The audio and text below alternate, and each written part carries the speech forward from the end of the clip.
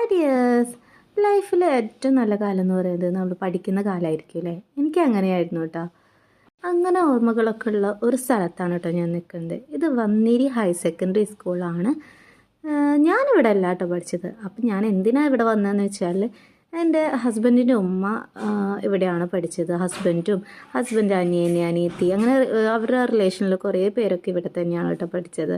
അപ്പോൾ ഇവിടെ വന്നേരി സ്കൂളിൽ പഠിച്ച ആരൊക്കെ ഉണ്ട് അവരൊക്കെ ഒന്ന് കമൻറ്റ് ചെയ്യും കേട്ടോ. ഹസ്ബൻഡ് ഉമ്മക്ക് ഇവിടെ ഒരു ഗെറ്റ് ടുഗെദർ ഉണ്ട് കേട്ടോ, അവർ ഫ്രണ്ട്സൊക്കെ ആയിട്ട്. അപ്പോൾ ഉമ്മ രാവിലെ തന്നെ വന്നിട്ടുണ്ടായിരുന്നു.